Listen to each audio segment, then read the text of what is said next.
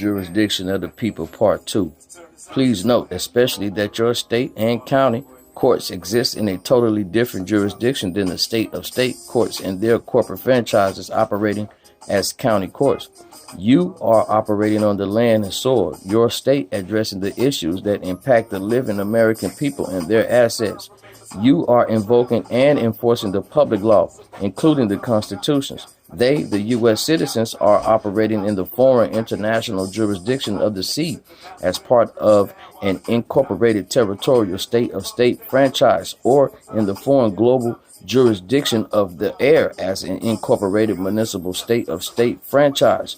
They are addressing the affairs and assets of legal fiction person. They are enforcing the private law of their corporations on the employees and shareholders and franchises.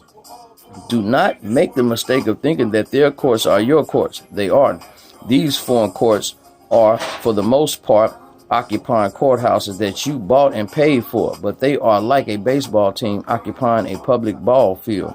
Your courts have a preeminent right to use these facilities, and part of what remains to be resolved is for your state juror assemblies, once it is fully populated and organized, and you have qualified your electors, not voters, and you have held your elections to fill your offices, is to inform the state governor that you are in full operation and wish to occupy your own state buildings, including courthouses again.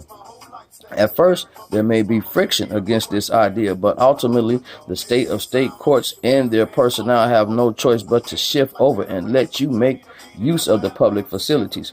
This is because you are running the actual public courts. It is also a necessity because without a state, they have no state, even if their state corporation is organized under the auspices of a foreign country. As they currently are, they cannot define themselves of a non-existent state.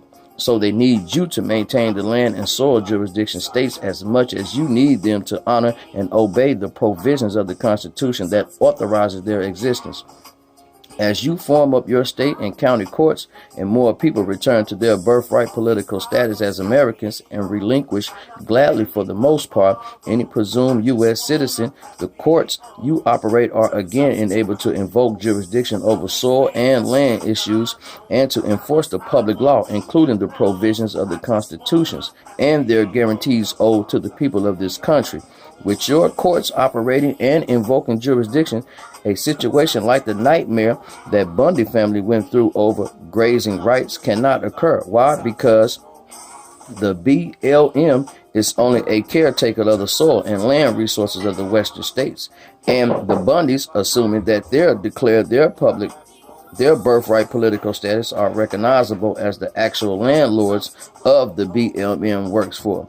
The nightmare of the foreclosure mills goes away, too, because the foreign territorial courts and municipal courts no longer have any trust property to administer.